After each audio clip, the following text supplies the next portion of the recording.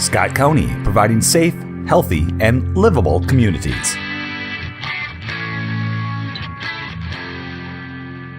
I think we can proceed as Lisa steps up here. She's coming. She's coming. Right behind her.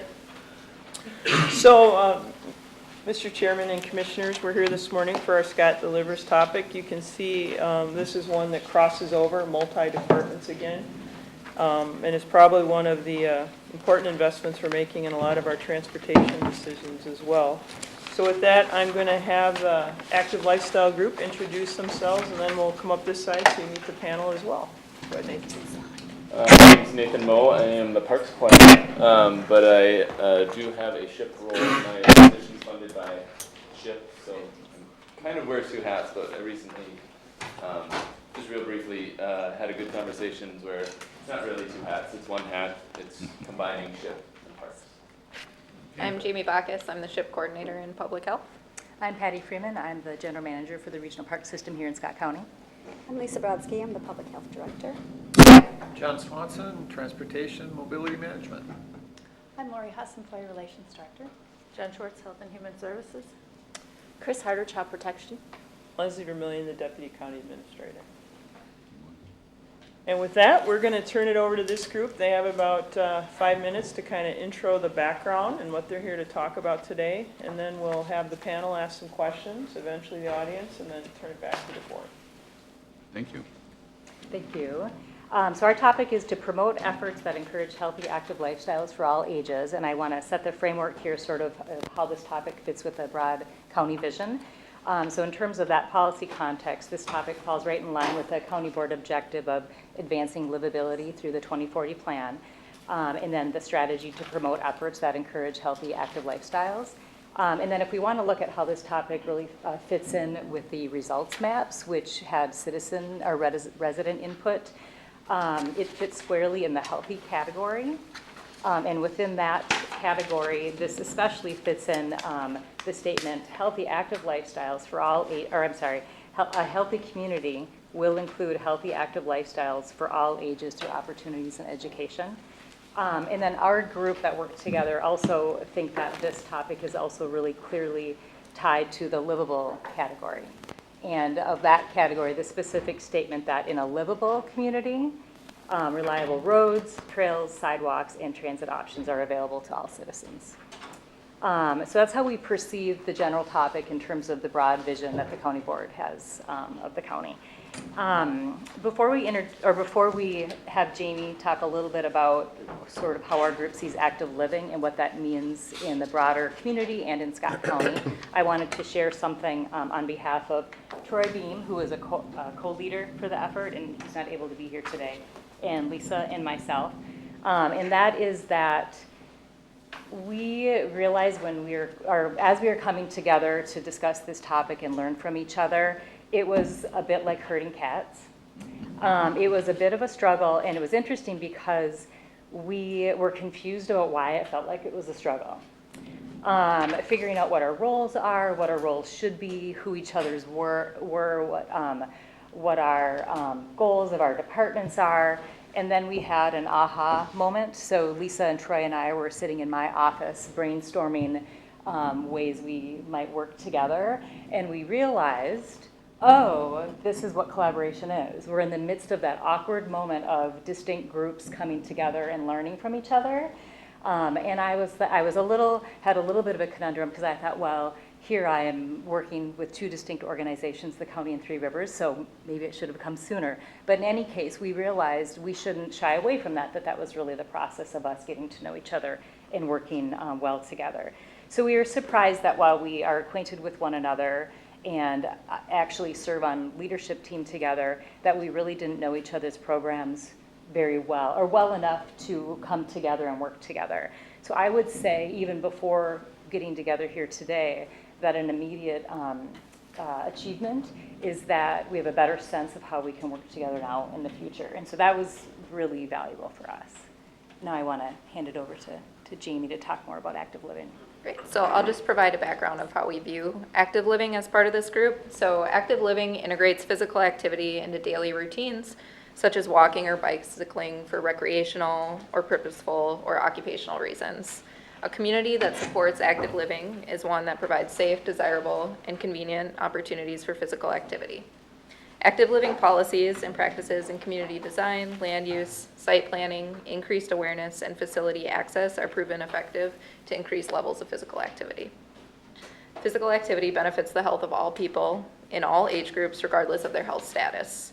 Physical activity helps to reduce body fat, improve cardiovascular health, metabolic and bone health, as well as improve mental health. Among adults specifically, physical activity lowers the risk of heart disease, high blood pressure, diabetes, colon cancer, breast cancer, and depression. But active living isn't just about physical activity. There are 4 different categories that we've come up with around active living. This is occupational, so activity that is completed regularly as part of one's job. Transportation, so this would be your walking, your biking, or similar activities to and from places such as school, home, work. Domestic chores, such as sweeping the floors, washing windows, mowing the lawn, physically active childcare, or leisure times. That's the more traditional, what you think of when you think of, or at least what we did, physical activity, exercise, sports, recreation, or hobbies. In Scott County, only 1 of 4 residents engage in sufficient moderate physical activity in a typical week. That's 150 to 299 minutes. As you'll see in our packets, that's one of the key indicators, or our key indicator that we established as a group. A growing body of research indicates that inactive adults have a higher risk for early death, heart disease, stroke, type 2 diabetes, depression, and some cancers. Lack of physical activity combined with other lifestyle behaviors is the second leading cause of preventable death in the U.S. And certain populations are less likely to reach recommended physical activity levels. The prevalence of inactivity in Minnesotans is greatest in rural areas, among adults of color, older adults, persons with disabilities, those with lower education attainment, those in lower income groups, and women. And these populations are at greater risk for other health conditions as well and experience greater health disparities.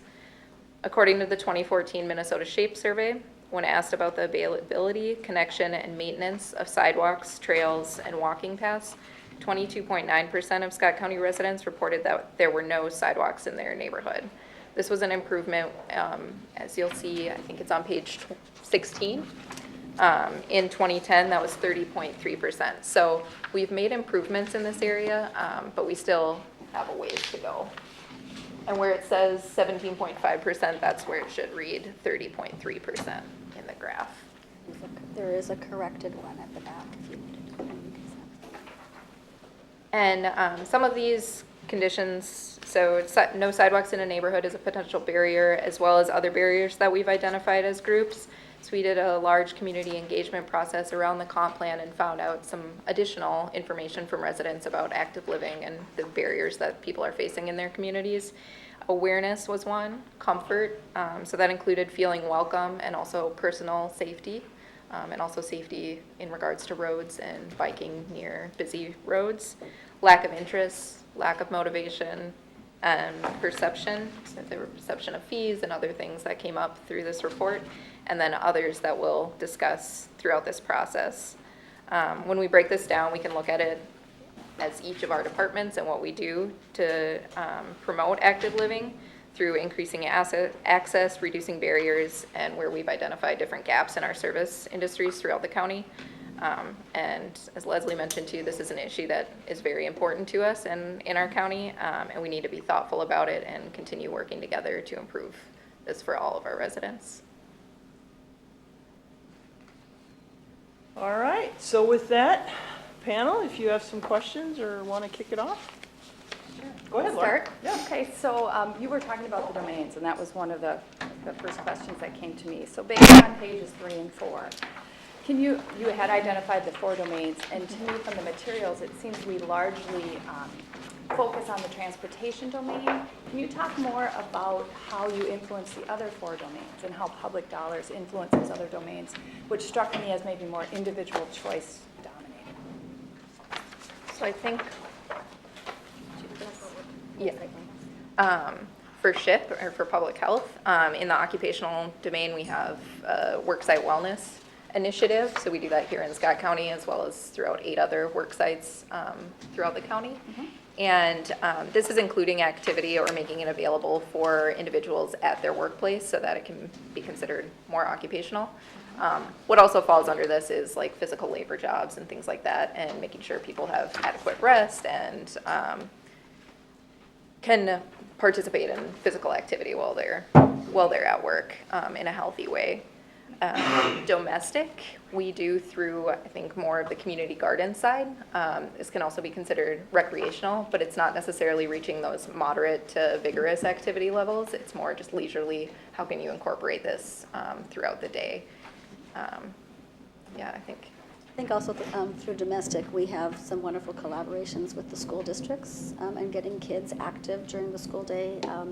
We saw in a video that we were this morning that less than 5% of children have active physical education every day in the schools nationwide, which is really, really low. So we do focus with, do a lot of work through SHIP with the school districts, Safe Routes to School programs, getting kids physical, moving during the classroom, as well as promoting physical activity at the schools. And they also do a lot of planning within the schools. They have committees on health and wellness committees in the school districts.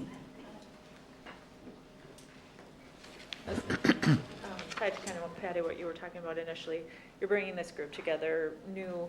What were some of the commonalities you found or things that you might look at going forward here that you're working on in tandem?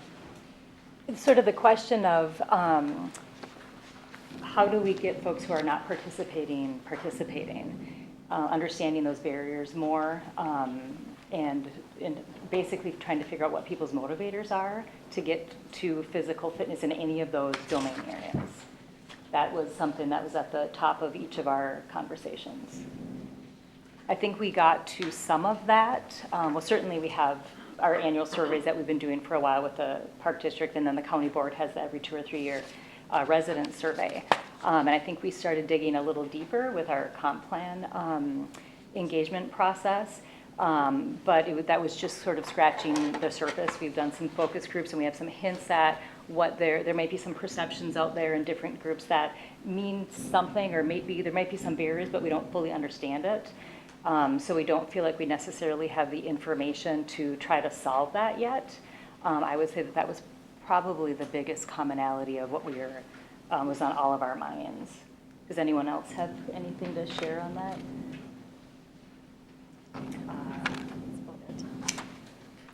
I was actually, that's really helpful that you brought that up. As you understanding that this is kind of a new collaboration for all of you, but was there some thinking about what the data that you have tells you about like targeted marketing, or like what some next steps are around that? Because it sounds like you have some pretty clear ideas about which populations are underutilizing the active lifestyle programs and components. Do you have some thought about how to use the info you have to impact that group, or those groups, I guess?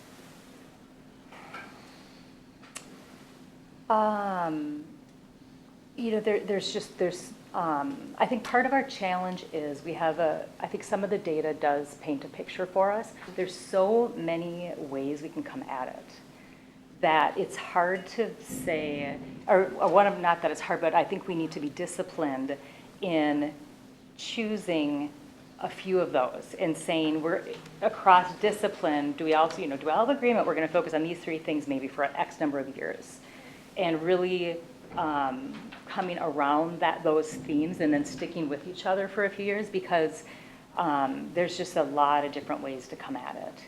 Figuring out people's motivators and how to make it easy for them is really challenging. I don't know that anyone's doing a great job at it. I don't know that I'm completely answering your question, but I would say that was a struggle with us. Where do we spend our time? What's working? And you may have noticed that in quite a bit of the measures or sort of draft measures, we have questions. What should our benchmark be? Is this helpful? What should we be focusing on? So we're a little bit still at the if we want to make movement in such a broad area, where should we be spending our time? So that actually can, oh, I'm sorry. I go was ahead, just going Lisa. to add, one of the things, you know, you get a group of very committed individuals in a room together to start talking about the problems, we came very quickly, we turned to, this is how we can solve it. And that's really, we kept trying to pull back because that's not what this group was. But one of our next steps is we do have a lot of questions about the data, and one of our next steps is really to try and do some authentic community engagement around the issues, because some of it could be a lack of awareness. And so, you know, if it's a safety issue, is it lighting? Because we could easily go put more lights, but what is it about safety? So we're going to take a look at doing some authentic community engagement with key leaders in those communities that we go at, and ask them what the solutions are, what they think will help their community, as well as, while we're doing that, this is almost a marketing strategy. Did you know that? Because people said fees were a cost, and did you know that these parks are free? So while we're doing that data gathering, that we'll also be doing information sharing and finding a little bit more about what did you mean by this? What is it about these things in your community, and help get them involved in planning what the solutions are to that. Are there benchmarks or outcome measures attached to some of the grant funding in your programs that overlap between program areas? Like, I would think SHIP would probably have like some pretty clearly defined outcome measures. Yeah, and we have, do you want to talk about the logic model, active living logic model? Because there are, quite a few of them are in here. Okay. Are there outcome measures that overlap where you saw commonality in, like, I get money to do this from the feds and you get money to do this from the feds? And No. okay. There's a lot of overlap because of the, because we should be working together, but because of Nathan's position, working with regional parks as well as public health. And because I think in the public health world, maybe you're more ahead or further along in having measures and outcomes. In the sort of regional park industry, there's just not a lot. Some of our grant funding, so coming from through Met Council, from the framework of Met Council and us receiving regional funding, that is a step that's been taken in the last, let's say, 18 months. It's awkward. It's what they're requiring is awkward on their end. What's how we're going to approach it is awkward. So I'd say it's in the early stages. So there's some expectations related to using state bonding dollars and Met Council bonding dollars and legacy funds on parks projects, and looking at prioritizing those through what they call an equity lens. And part of that sort of process of prioritizing the projects also includes, so for instance, if you pick a project that you say is going to help address a gap related to a certain population, how do you know that that's going to work, and what is your method of measurement? And that's really new to what we do. We've done a pretty good job, I think, measuring more broadly. So what are we hearing generally from the population through the citizen surveys, and Three Rivers Park District has their resident survey. And so they've drilled a little bit further into regional parks, but it's pretty broad. So it's an area that I would say we're still in the awkward stage of how do we effectively and efficiently measure these things. That's really helpful to understand. Yes. I mean, they're related, they're not identical. Yeah. So page 18, talk about active means of transportation to work. And I would say we're low in the region. Part of it is, I think, our whole trail and walk development is behind the rest of the region. Who are you working with to take a look at this and to drive that number up? And do you guys have a target number that you're looking for there?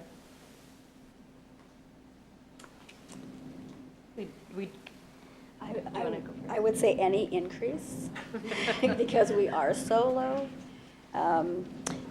You know, we did we were looking at getting some grants to increase bikeability, and we were told from the funder that we just are not a bikeable community.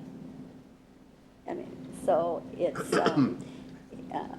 part of it specifically for work grants. We're not like a Minneapolis where there's just so many opportunities there. So because we are so low, I think we have a lot of improvement. And I know you talk a lot, Leslie, about that last mile. There are a lot of barriers for people, even in, can we even put in, we looked at, can we put bikes in that last mile so they get off the bus and they can bike for the rest of the way. So we're looking at those options, opportunities. We don't have a target. I could actually take a look and see if there is a target. Do you know if there's a Public Health 2020 target? I don't know that there's a specific target for that measure, but I can definitely look into it. Are we working with any of the companies around here? I remember when we first implemented biking as part of ICE-T and T21, and I noticed highways missing. I think next time you should drag somebody from there into this, would be my point. But there were discussions on changes we had to make, and until we got rid of those barriers, and continually in the metro, our biking has grown. I mean, metro-wide, we are a significant biking community. But we have had barriers here, and it wasn't until Commissioner Ulrich and Commissioner Marshall back in '03 pushed a trail. It was the first trail this board built. I mean, it was 20 years behind the rest of the counties if you ride around here. And the policy didn't change till about '08. But where have we identified those barriers? Are we working with some of these companies to support it on what they can do actively to support it within their businesses from their healthy lifestyle and their health insurance? Are we making that connection there? We are trying.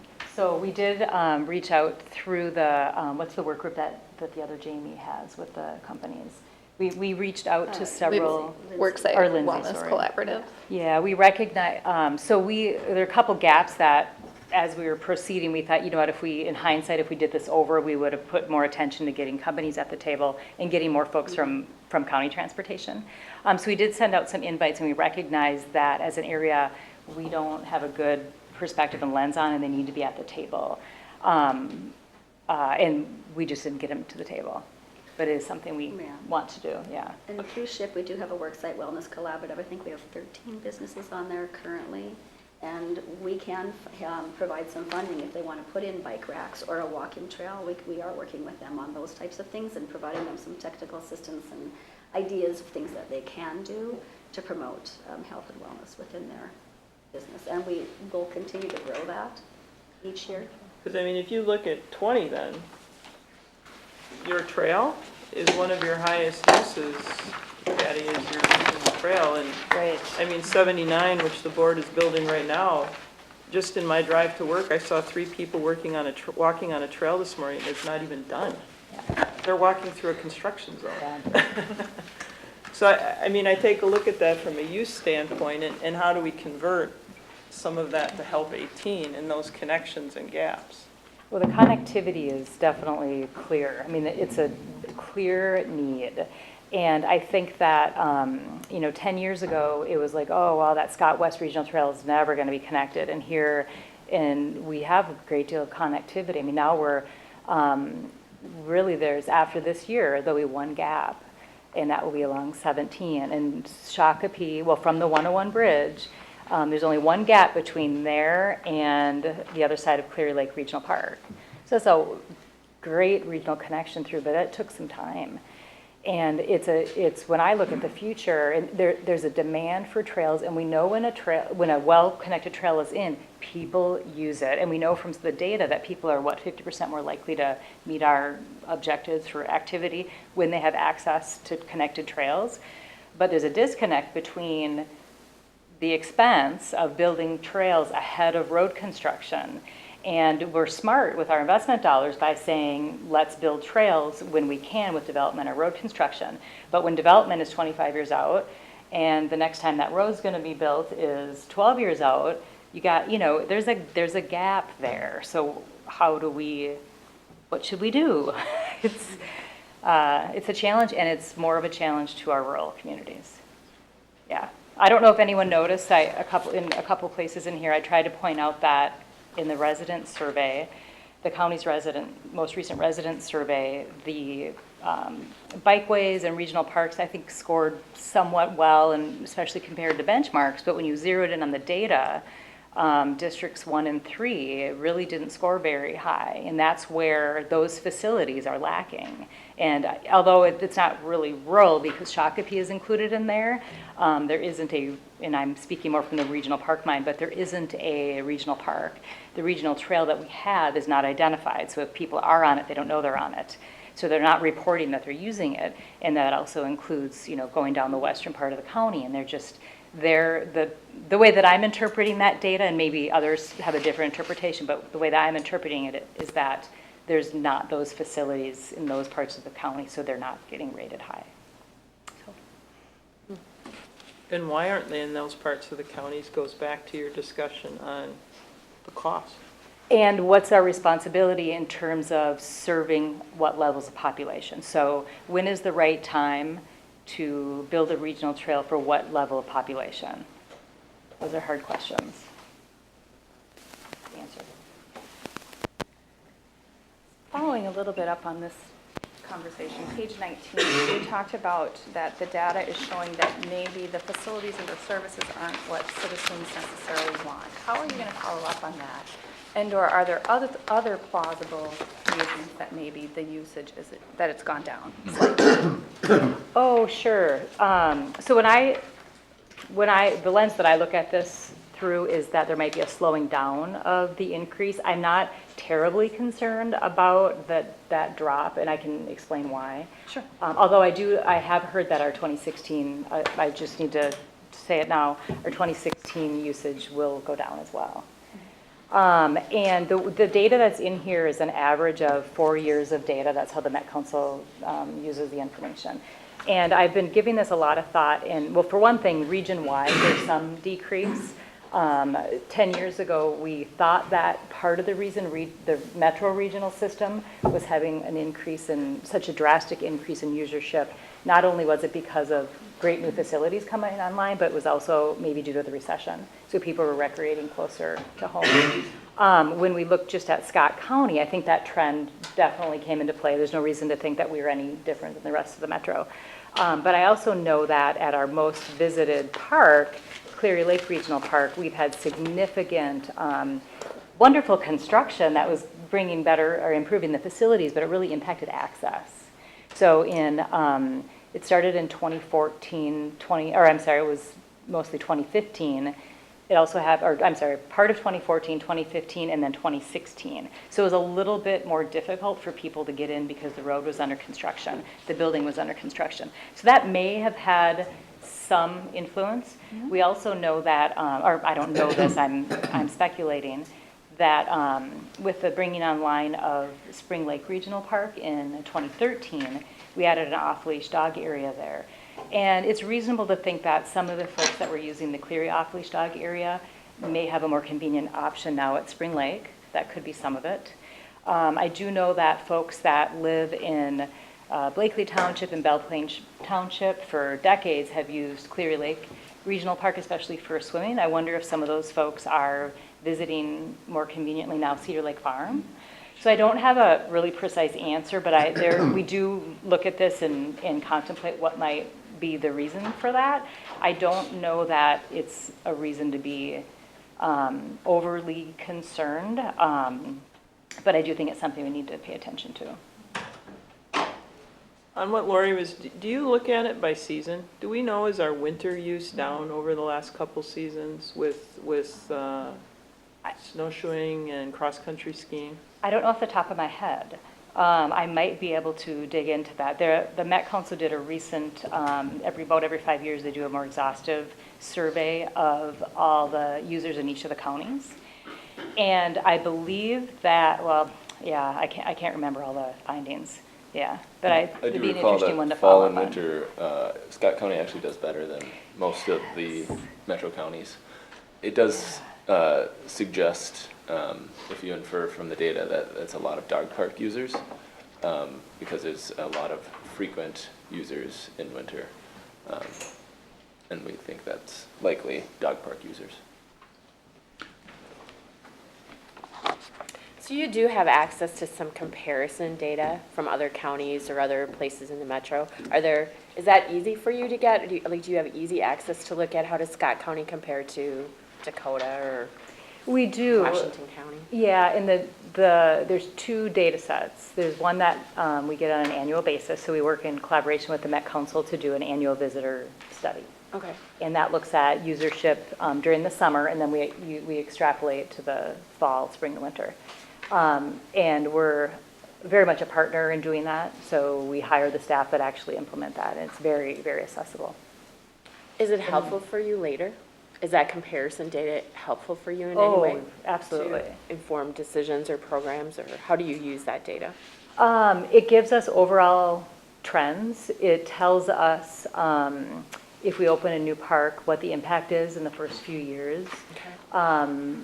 Even more helpful is about when they do their 5-year park visitor study, and that looks more closely at where the park user's coming from, what are the barriers to visiting our parks, that sort of thing.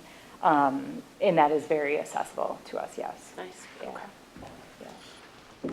So kind of along that lines, it looked like the number of people that are unaware of parks is going down. Safety didn't seem to be an issue, but when you see the drop that you were just talking about, what kind of strategies do you do to try and influence the people that you know are aware of the parks and have used them in the past, but maybe are not now? So even though it's shifting, the overall number has gone down some. What kind of strategies do you do to try and influence that?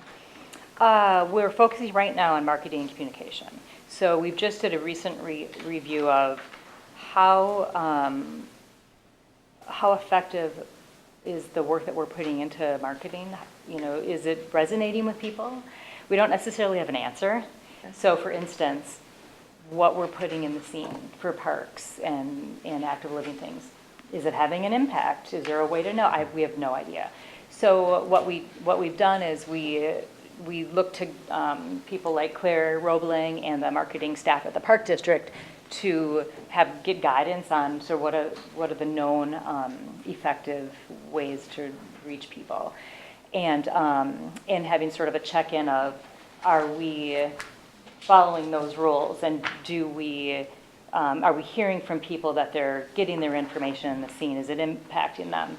And so it's more of a check-in, and we recently identified that our next sort of 18 months to 2 years, specifically related to the scene, we're going to be more coordinated about using other areas of the scene to highlight the ways that people recreate throughout the county and have that sort of boost what's in the parks pages in the scene, but to do that in a way that's very human-based.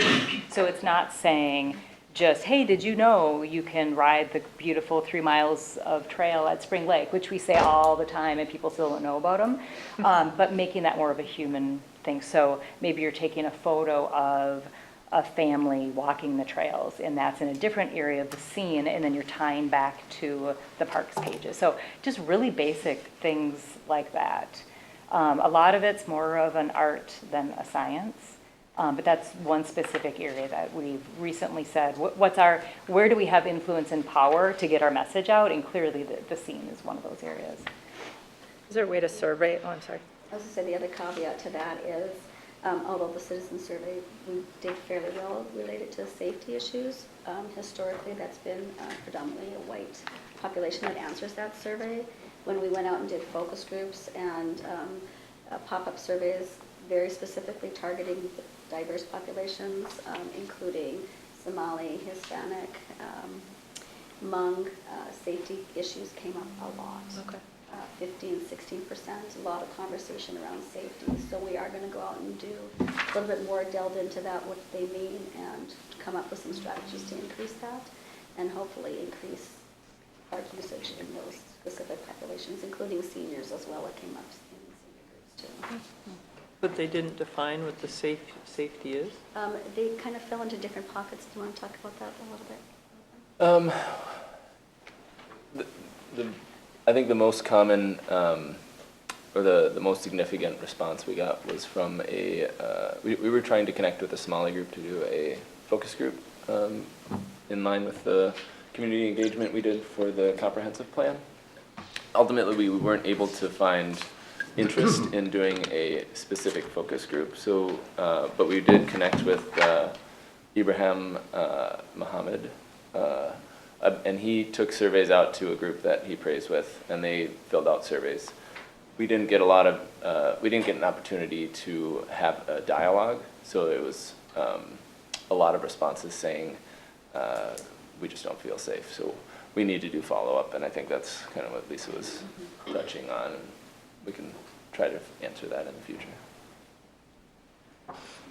Related to page 10, my question was, so that's focusing on safety, and to me, it felt more like safety in routes, where as a parent, some of my concerns to have my child walk to school would be around safety, such as what we've just been talking about.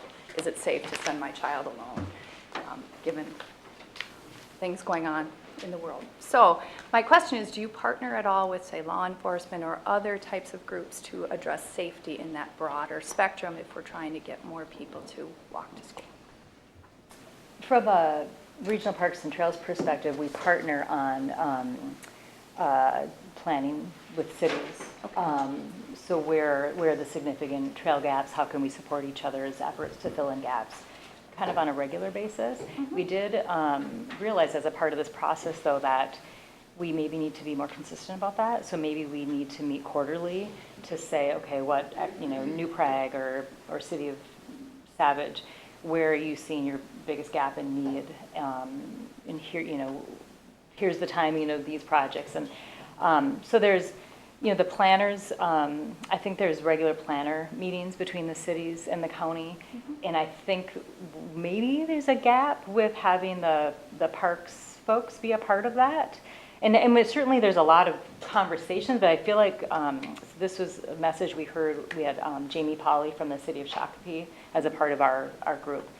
And it was almost as if we generally know what each other's goals are, but we're just not quite communicating enough and on a regular basis where we're really moving together.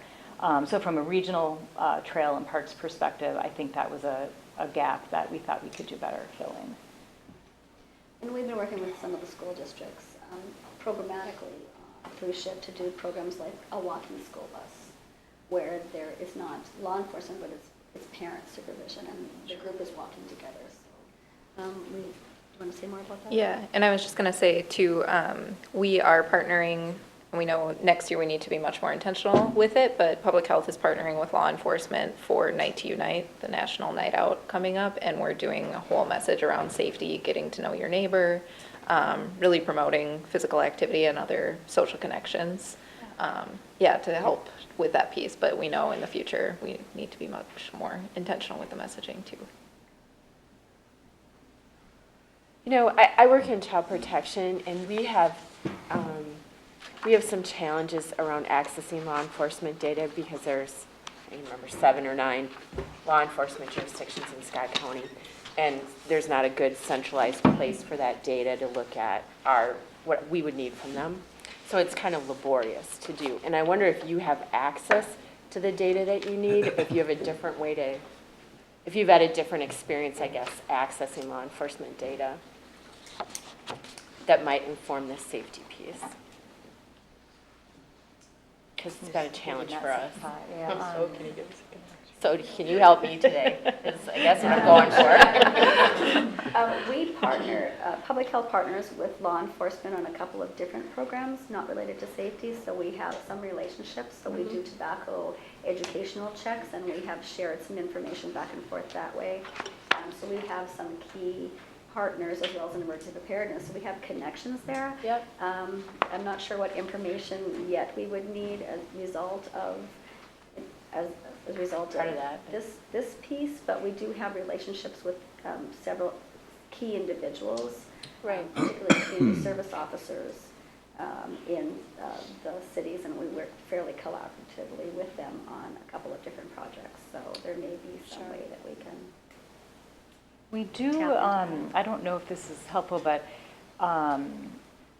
the way that we deliver sort of security within the regional parks in Scott County is a little different than the rest of the Three Rivers Park District. It's very much a collaboration with the Sheriff's Office and the surrounding cities. So there is a structure somewhat to the Park District staff working collaboratively with the sheriff's office and on a continual basis. So there are relationships there. I don't know if that structure and those relationships could be of help. It's not necessarily related to data. Yeah, we have good working relationships too. It's just not the centralized data piece, and maybe your needs are just different, but as you look at the safety piece, it seems like they hold pieces of information that might help inform that, and maybe it's different. Maybe safety, the safety concern is something different. It sounds like you're researching that as kind of a next step, so. Okay. So I have a curiosity question that ties 4 pages together. So within page 21 and 25, you identify barriers to the park usage. And then on pages 28 and 29, we get into the comp plan stuff. So my question overall is, how does your information about barriers inform comp plans? So for instance, it said you have a plan to design 7,900 acres. And right now we're at about 4,900 acres. How do you use the information about the evolution of what citizens want and need with that larger plan that may or may not still fit with that? How do those work together? So Patty, I'm going to tag on to Lori because I was going right to 28 and 29. And I want to know, I don't see anything in there about the trails and connections to the north or to the east, because I still think that's a huge thing. So where does that fit into your comp planning?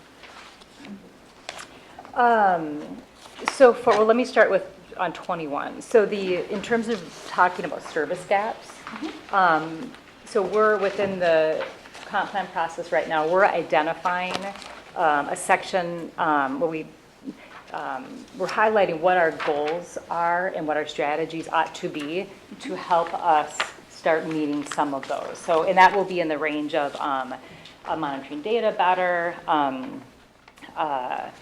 learning how to communicate with the groups who are underrepresented better. I mean, all that, a lot of the barrier things that we've been talking about will have goals and strategies in the comp plan related to underserved populations.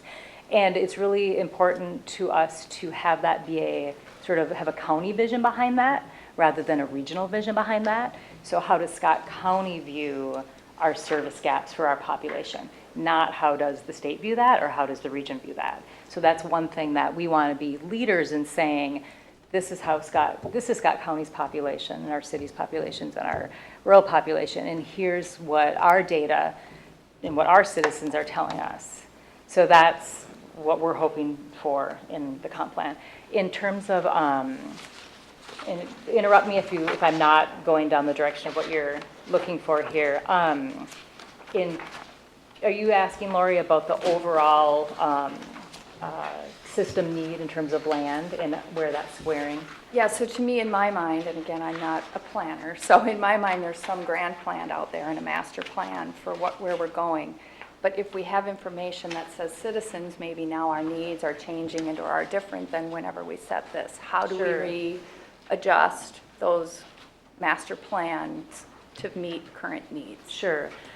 So I actually really feel confidently that our system plan that identifies our planned regional trail connections, whether they be through the county or into other communities, are really close to being on track. With some nuances, and I think a gap area that our comp plan process will address is where do those interface with county road planned trails, and sort of refining those. But I think we're pretty well on track. The problem is that in the reality of finances, there's such a big lag in what we maybe want to do or what there might be demand for. So, but I think as a vision, it's a great vision. Maybe we need to drill down to how realistic is it, or break it into chunks. So what's realistic for the next 15 years? What's realistic for the next 25 years? And a phasing proposal could cover that in the Parks Comp Plan. In terms of meeting the community's leisure recreation activities, that really tends, if you're just going to think of regional parks here, we really get to that in individual master plans. So what should happen at Spring Lake Regional Park. And we have existing master plans for the parks, but when we go to implement them, we do sort of a recheck. So right now we're looking at the possibility of doing another development phase at Spring Lake Regional Park. And we have a really good master plan from 2006. But before we just say, let's do exactly what the master plan tells us, we go through another community process to make sure that we're responding to current trends, looking at complementary services. So we're continually looking at what's being provided locally, what's being provided in the private system, is what we have in the master plan, filling a gap and meeting some objectives. So that's how that piece helps. And then getting back to Leslie, your east and west trail connections. But it just seems that, you know, as we talk about it, Savage and over in the 13 area to get across, because when we've looked at transit, and John's been kind of quiet in this, but as we've done transit planning, and we look at where people are employed, right? We've been doing that as part of 50 by 30. You have the Burnsville Savage area, and they're trying to get to that Bloomington Eden Prairie strip, and you've got the same things over in the west, getting into Chaska and again up to that Eden Prairie strip. And I think we're bottlenecked on each end of this for getting people across. 101 has a crossing now, right? We've done a good job there, even though you have a gap getting up 101 itself. Okay. But we have crossing issues, I think, down as you approach Jordan in 41 and in 13. And so are we looking, when we're talking about gaps in our system, we talk about acres of plan and acquired, but those types of crossings, which I think the changing, you talk about a change in environment, I think trails are a huge demand in our region today. And so are we looking at those and what it takes to make those connections?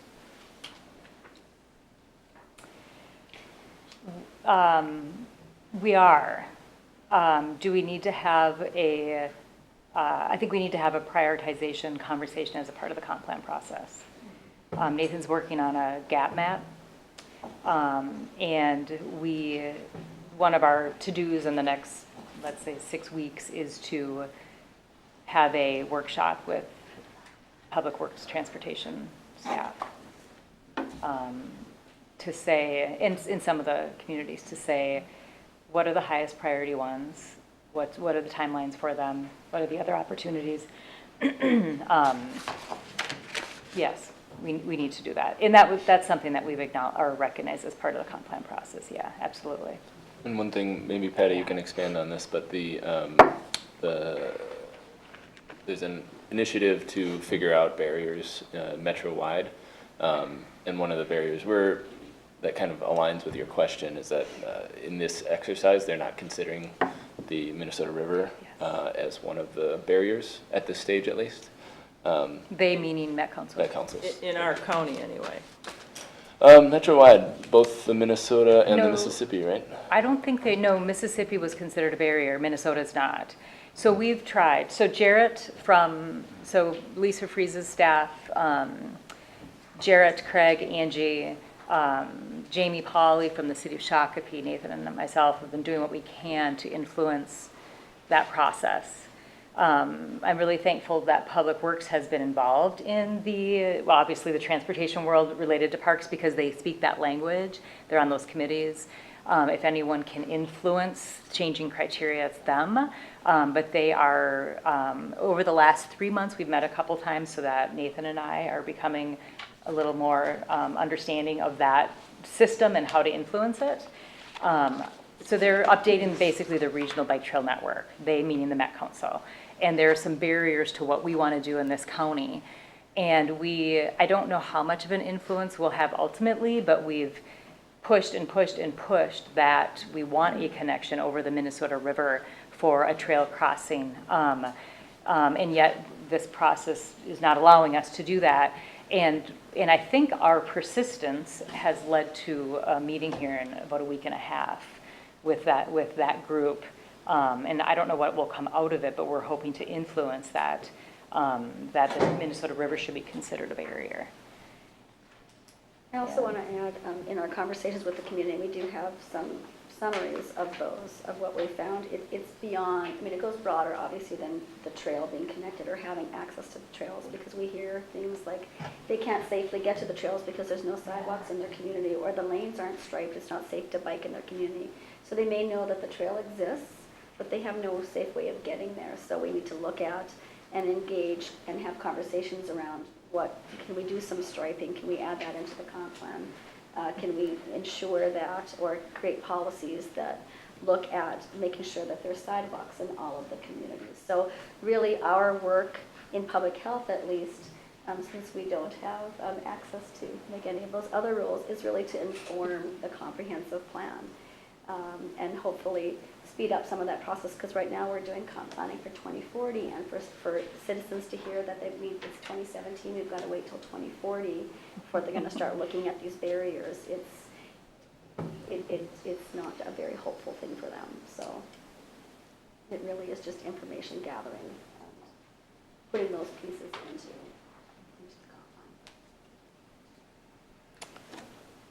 comp plan. Could you speak to any markers or any short-term kinds of, I guess, markers? Like, if you were coming back to the board in 2 years, because you guys all work on really long time projects. If you were coming back in 2 years, what would be some markers that would say, like, we're moving closer to our goals? I would like to have a handle on a prioritization of gaps, whether they be regional trail gaps or local trail or county road trails. So which ones are our priorities and why? What are the barriers to get there, and what's the plan? So that's one area. Okay.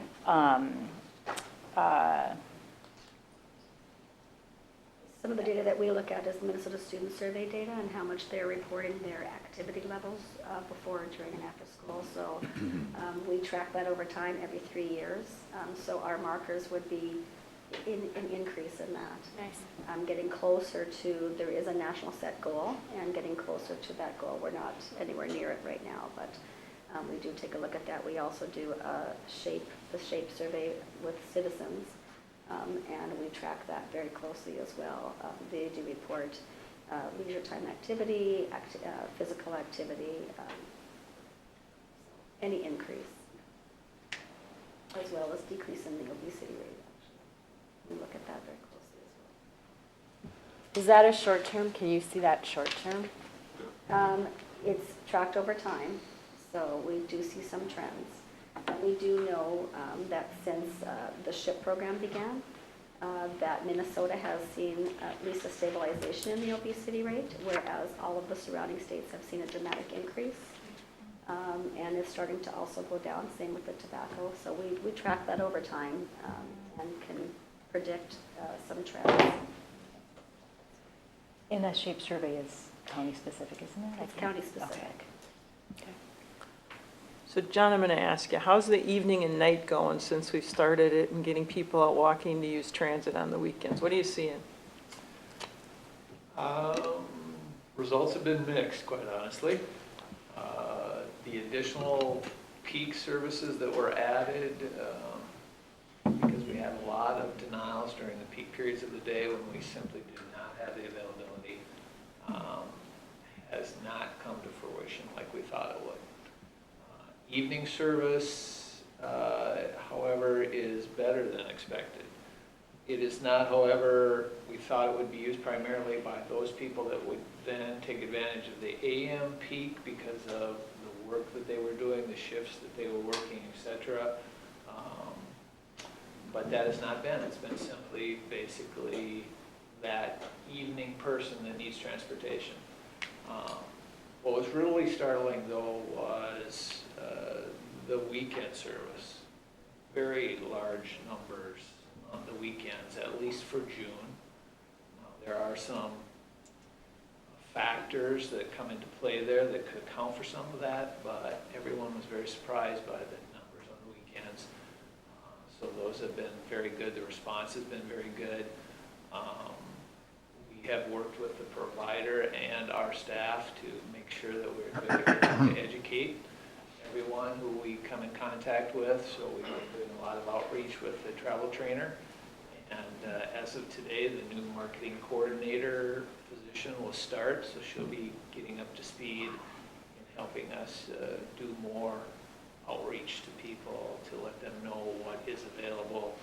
But that's all Dial-A-Ride, so she won't be working just on Dial-A-Ride, but on all aspects of transportation, including the fixed routes that are available through MBTA, the service out of the Marshall Road Transit Station, that'll work with the volunteers, helping us to recruit more volunteers to provide even more rides. The numbers are up this year with the increase in the volunteers. The overall percentage of denials through the Dial-A-Ride program is down. We went from about a providing rate of 50% last year. We're up over 70% so far this year, so that's been a great increase, and we hope again to have her help us do even better in that regard. That's good news. Denials are down, but in the evening and weekend is exceeded your expectations. Yes. So we'll look again, we'll continue to keep an eye on those numbers and work with the provider and see if there are some other alternatives that we could help. Again, keeping an eye on the data, the information that we're getting from the people when they call, and they still are being denied. Well, what is it about this denial that we cannot do? What is this area? What is the gap that this person has that we cannot find the transportation for? But for June, we did a grand total in June of 195 rides during the hours that we provided. And so again, for a first month, that's pretty good. Any more questions from the panel? You've given us your marker. She gave you 2 years. I was only going to give you 1 year. So. All right, the audience, questions? Can't be quiet. Angie. Oh, there you go. Oh, perfect. Thanks. My name's Angie Stenson. Thanks, everybody, for presenting today. We've had a lot of discussion on collaboration between county departments, also between the county and cities. How can transportation and planning support public health efforts? For example, we talked about Safe Routes to School program, and there's the 5E categories. One of them is engineering. So how can we better reach kind of all of those 5E categories? I'll list them quickly. Education, encouragement, enforcement, evaluation, and engineering. How can we reach those or address them together?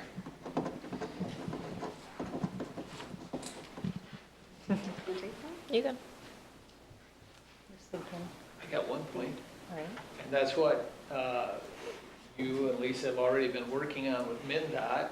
So making transportation alternatives more attractive through the use of more bus lanes within Scott County. Reducing the amount of travel time helps people want to use transportation. Then we have a great facility in the Marshall Road Transit Station, but access to that particular transit station for people other than those that drive there is a bit of an issue. So you, again, have been working on those areas. That's another engineering aspect. One element I'd consider making transportation via trails the desirable option.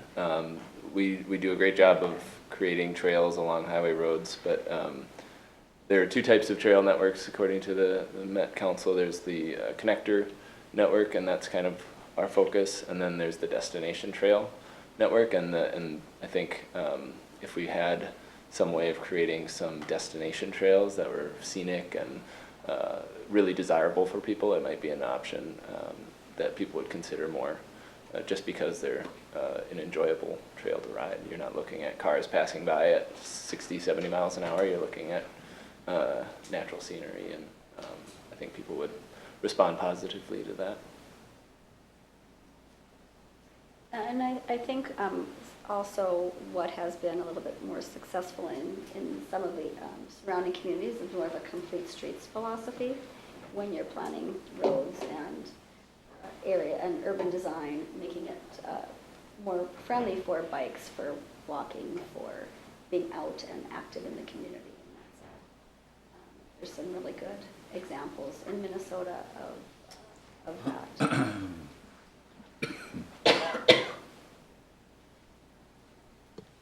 Judy? I have a couple of questions. The first one, you have your goal for this collaborative and your key performance indicator. I don't see anything in here. Did I miss it on your key performance indicator? The percent of residents achieving moderate level? Are you actually tracking that and looking at it as a group? Yeah. So that was the, that's the plan.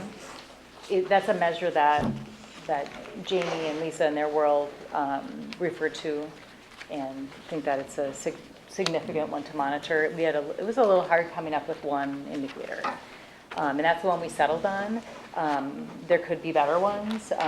Part of I think our group is still struggling with what should we be focusing on a little bit and what does make sense. So we'll take feedback on, if there's any ideas on a better indicator. I think gets to the core, though, of. But within your packet, you don't have anything on that at this time, is that correct? We have. Oh, no, we do, I'm sorry. 1 out of 4 residents engage Scott in, it's under the program background. Okay. So we know we have a baseline. We have 1 out of 4 is meeting the 155 to 200 minutes per. Okay. Then going back to, I think, Chris's earlier question, that survey is done, every 3 years? The SHAPE is done Yeah, every 4 years. every Minnesota 4 Student years. Survey is done every 3 years. Okay. How do you know, on a year-to-year basis, whether all these things you're doing are actually making any kind of difference? That's a good question. On a year-to-year basis, we probably could utilize other measures that we will look at. We know as a group, we can look at like park, people who attend the park. We know, and we have been having discussions with transit to see if we can track on a yearly basis trips to active places. So there is definitely some gaps in our data that we will be discussing as a group. We just kicked off our active living work group and are sharing information that way. Our annual data available on an annual basis is a struggle for us. It's the data we have is just pretty dry. I mean, it's basically in my world, we have the annual use estimates that we collaborate with Met Council on. And that tells us how many people are using each individual park in the system as a whole. The resident survey is every 2 to 4 years. The Park District resident survey of Scott County is every 5 years. And those are really important surveys, but they're not our annual survey. So I think we're looking for something. The use data, that's just number of people. It's not unique Right. people, correct? You wouldn't necessarily know if those visits were the same person 10 times as opposed right. to So 10 different. Yep, the 5-year version of the Met Council's study tells us that. So for instance, and that just recently came out, we know that Scott County out of the metro region had more repeat visitors. I think our average was people were coming 56 times, and that was way more than other counties. But that's, again, it's great information, but that's every 5 years. I understand that you do have difficulty with data, but I think a challenge for you is to get some things that you can measure on a more timely basis. Otherwise, you've got a 3-year gap, and if you haven't made a lot of progress, you don't know why you didn't. You don't know what things you want to aim for, especially when you've got so many different things you're trying to do. So I think it's a challenge, but it's certainly something that if you want to actually make a difference on your key indicator, you need to have some way on a regular basis in managing your programs to know whether or not what you're doing is actually making any difference at all. I think we agree with that. Yeah. One of the things that we are currently working on is EMR data, electronic medical records data, and we do have started collecting information, at least through our mobile clinic, and with some of our partners, and asking people about physical activity so that every time they come to visit, we ask them, but that is a very select population. It's not a population-based survey, but it's a very high-risk population. So we are collecting that, and hopefully, through our Scott County Healthcare Services Collaborative, we're going to start collecting on a county-wide level some of that key information through electronic medical records. Many times there are subpopulations, but when there's a key area that you're focusing, I think that's where you need to try and get some ongoing current data that tells you whether or not you're actually making an impact on that population. Judy, you're really tapping into one question I had. So if we know how many people are visiting a park in a year, we don't know, did I just go to a family reunion and sit there? Or did I sit at the beach? Or, or was I actually on the trails and doing something? And so that doesn't, is there anything we can do around, if I have an annual park pass, you can send me a survey and ask me how did I use it through the year, or anything like that, that would, are we really getting to the active lifestyle, or are we just getting outside? I honestly, I think that there's 1,000 ways to look at it. Okay. And it's almost like we have to go through some sort of a workshop, deep dive for us to say, what are our, pick a half a dozen things that we really want to measure, and then figure out what the data collection would be and what it would cost. Because there's so many things we can look at. And having taking a really rigorous look at, will that data really tell us something? So if we suddenly want to start surveying park users, is it really going to tell us about the general population? It's a gap, and we acknowledged that and realized it, and we just haven't made progress on it. That's the same in a lot of these. Yeah. Like when we did Healthy Foods. I can tell you that transit provided 1,200 rides to facilities that produce healthy foods.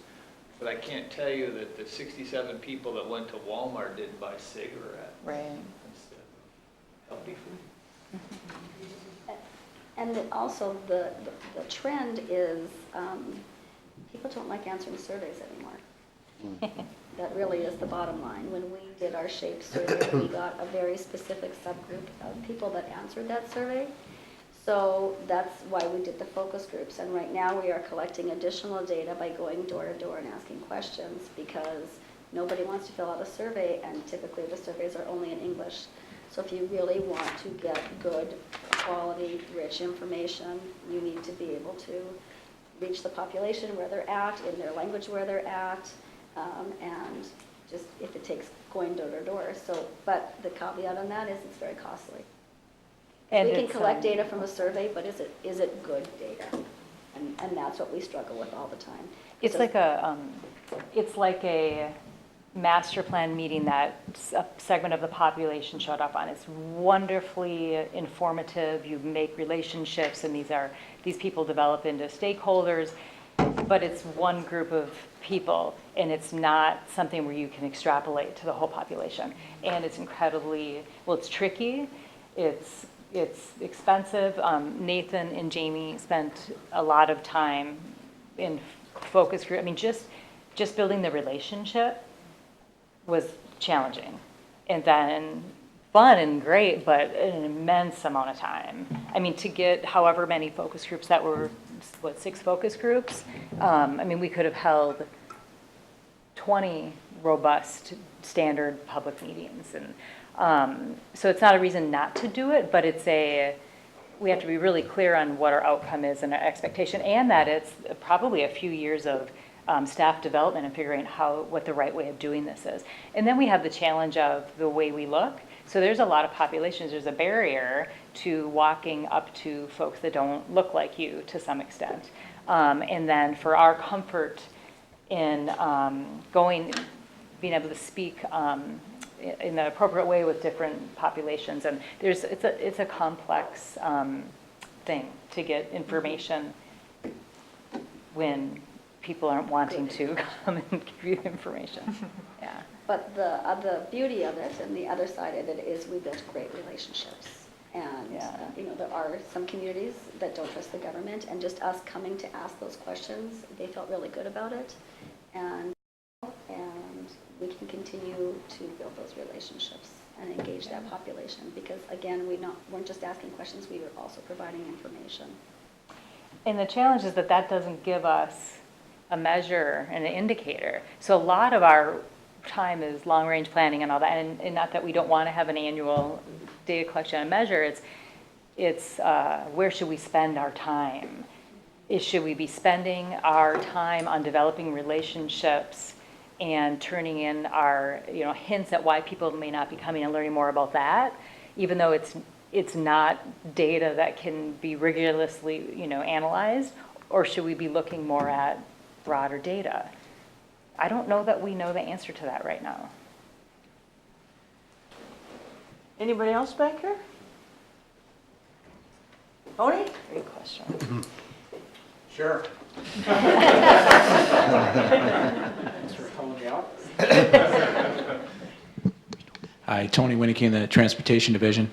There was a fair number of questions in regards to safety, so this is maybe just a comment, and maybe it's reported this way with the parks and the trail systems and the safety with both of those, but in getting to what Angie asked about, how can we help with planning and engineering side of things. So maybe in your investigation, and Nathan, you talked about reaching out to a few other groups because safety was a big concern for them. In trying to separate that out between the in-park safety, what they're feeling, and the out-of-park trail systems and how they feel with safety, and some planning and engineering efforts that we can provide on that end. So, thank you. I also, want to add too, it wasn't just about physical, like safety related to parks and or the trails or the lights or being safe. It was also a feeling of not feeling welcome in the community. And that did come up quite a bit. So, and it could be a perception.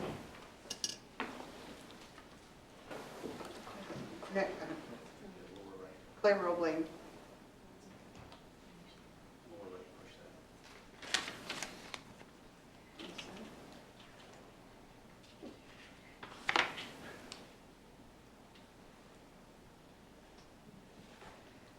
Claire Roebling.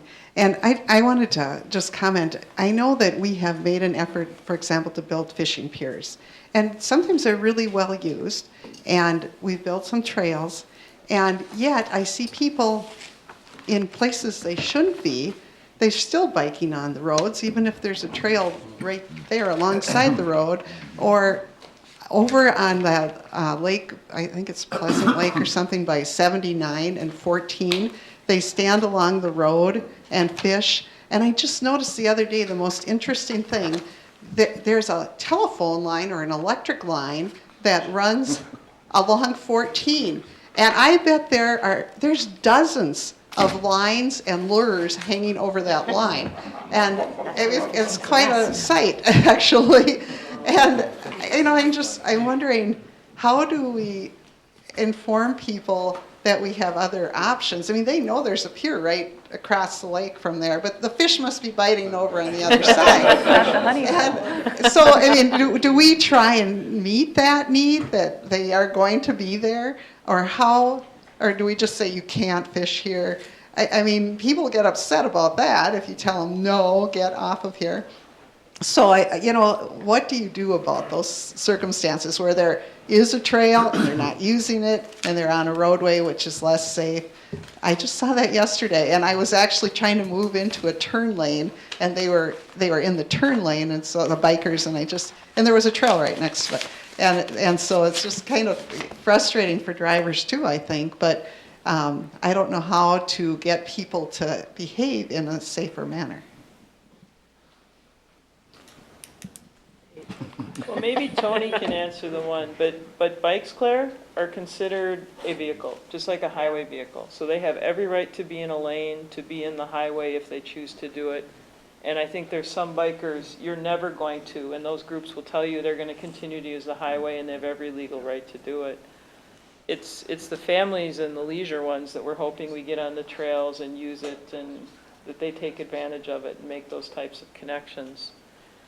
And I know at once upon a time, we had discussions with the previous sheriff on removing people from 79 and 14, and we opted to, haven't had anybody get hurt, there hasn't been a serious issue, that if people chose to fish there, they could stand in the county highway right-of-way versus having them removed. So that's been the position of the county up until this point, so. Oh, Tony, do you have anything to add on the vehicle? No, I mean, I've heard from bikers the long trip. Thank you. By the way, I forgot to point out, you guys had a ton of information today, and it was outstanding, so thank you very much. I have heard from a lot of bikers that, frankly, they feel safer, which is crazy to think, on the roadway, considering use of cell phones and things like that by vehicle drivers, but they sometimes feel safer because the cross-street traffic doesn't see them. So as they're on a trail and they're crossing the roadway, albeit right at the intersection, it's not on the mind of the drivers as they're on the side street pulling up to the main street. And so they feel unsafe in those situations. But and then, depending if they're rollerblading and there's sand on the trail or something like that, or even bicyclists that, they want to be what they consider to be the cleaner surface to, bike or rollerblade on. So I've heard that as well. But.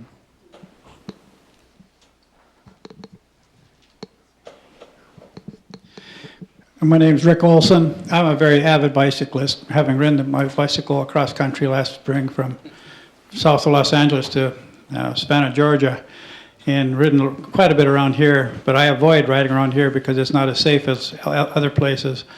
But to echo what he just said, it is far safer to ride in the road and be visible than to be crossing intersections at sidewalks or trails. And in fact, when statistics show that if you're really crowding the edge of the road, cars will try to pass you, and you actually need to take the lane and be 3 or 4 feet out into the road to be more visible. So contrary to what appears to be logical, you want to be out there. And I wanted to speak from knowledge on this because 3 years ago I got hit by a car going 55 miles an hour from behind, and have recovered from that. So something I try to stay up on how to stay safe. So.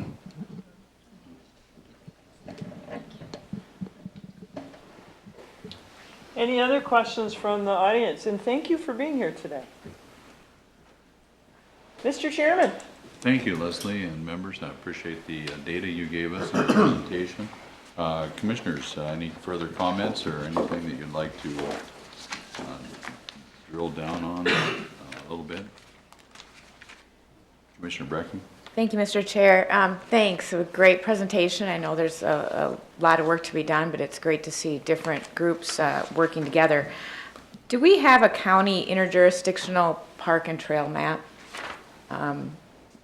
that's easy for families to see? And I don't mean one that unfolds to this big, but something that a typical citizen, I just feel like that would go a long way. If interjurisdictional cities, county, the closest thing to that, and we'll be getting a new map, is there will be a regional one that's coming out, and that shows regional and state and I believe some local may be highlighted on there. We do get requests for that. We don't have anything, we have stuff online. At one time we had a PDF that was clickable online.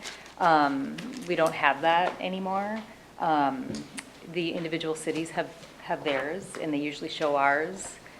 And when we make a map, we show some of them, but there isn't one broad user map out there that shows all the county. Yeah. Met Council was recently doing some testing on rolling out one for the entire metro that will be online, so that might serve that purpose. Yeah. I feel like that could be helpful to just general citizens looking. Nobody's going to go look at 4 different places to see where the closest parks and trails are. We know that jurisdictional boundaries don't, and they don't need to make sense for the user. And I believe the one that will be coming out will actually be statewide, and I believe it will be an interactive. So you'll have it's a recreational opportunities map, and you'll be able to click on it and see different activities. That'd be great to promote. And that's being, put together. Great, thank you. Even internally, we were actually just talking about this the other day, we have a really good bike program where staff can take out bikes, but we know that, I'm not sure the ratio right now, what percentage are from Scott County or Shakopee. I don't know where the trails are, I don't know how to get to the trails, so we're looking at creating just a map internally for staff that says, here's the safe route to the park trail, here's how far it is, and you can do this on your lunch hour, really to promote those bikes because they've been really underutilized. So if it happens internally, it's going to happen externally as well for citizens. Commissioner Beer. Thank you. So Patty was nice enough to have an open house for us at Cleary on a beautiful, torrential rain, downpour, and the like. Great cupcakes, very informational. But I took the time to, thankfully I was in my Jeep because it was pouring and flooding, and I took some of those roads, not the trails. The Jeep took the roads, and I hadn't been to Cleary for a long time. I'm like, this place is pretty awesome. And so it got me thinking, you talk about communications and the scene and some of our other communication strategies, and I just wondering up here, I see a good-looking young guy here with 2 phones on the table. Have we thought about doing on a very micro scale what Wyoming's doing with the hashtag That's Why, WY, or what Minnesota's now doing with the hashtag I'm In?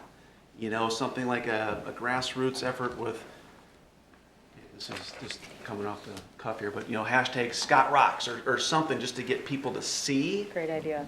What we have to offer, because pictures speak 1,000 words, and I suspect in all languages. So something that we can tell our story in ways that people receive stories these days. Not something that we need a big production company for, that we just need some millennials to, we need to brand a hashtag and use some influencers like this guy out on the trails to show people what we have. Because we do have something that's pretty awesome. I've lived here a long time and I haven't been to Cleary in ages and kind of forgot what it was. So just showing people, don't even have to have a big tell, just a hashtag and get something like that out there. Would that help drive activity of all ages, all classes, all of these different demographic numbers that pictures speak?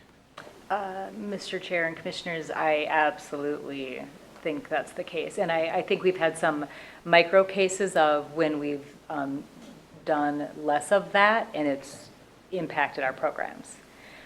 So we've used our staff and Park District staff do a lot on Facebook for just announcing like, oh, it's a great day to picnic in the park, that sort of thing.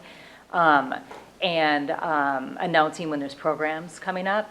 And we had some changes in the way we deliver our programming. And there was a hole there when we didn't have someone tackling, sort of pushing out using social media. And we saw the result. And this was only about a 5-week period. So I do think that using social media there's a great power to that, and we should. And I think that the idea of coming up with some sort of, hashtag, have you visited Scott County Park recently? Or did you know you can enter for free? Because people still think there's an entrance fee at Cleary Lake.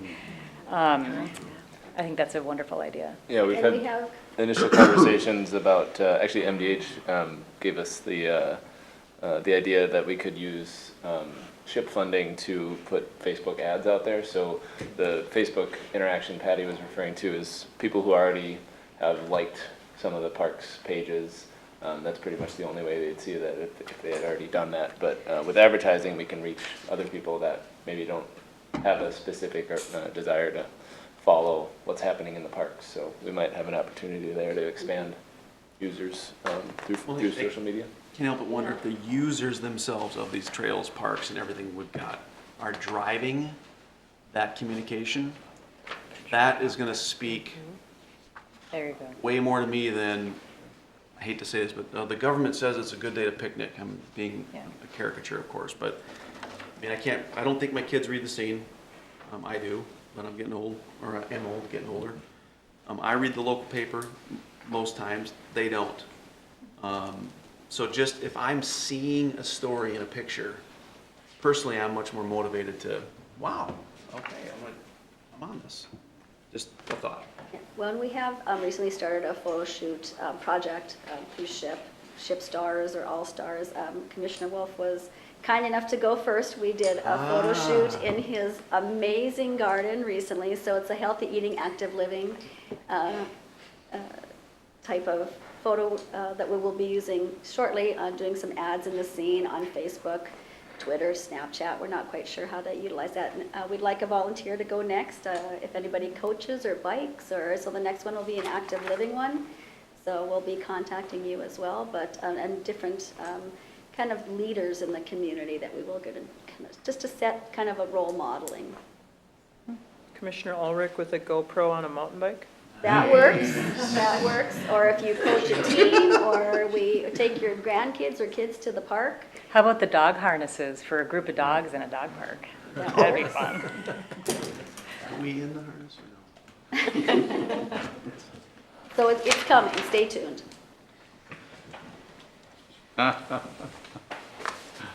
We're already texting pictures back and forth that we're going to donate for your cause. Further intelligent comments or questions? Administrator Sheldon. I would just go back to commenting on that people believe, if you look at your own data, major and minor obstacles to visiting more, it shows that between 2008 and 2013, the number of people who don't visit the parks because they think the fees are too high increased. Went from 9% to 14%, so the message is clearly not getting out there that there is no fee to get into a regional park if people are avoiding the parks because they think the fees are too high. That, Mr. Chair and Commissioners, that would be something that we probably can fairly easily look further into and say, is it that, or is it that program and use fees are starting to go up? Or I'm sorry, the perception that they're too high. Yeah, that would be a really interesting one to dig deeper into, yeah. Okay. Well, seeing no further comments or questions, thank you, panel, for your presentation this morning. And we appreciate it very much and your good work for the citizens.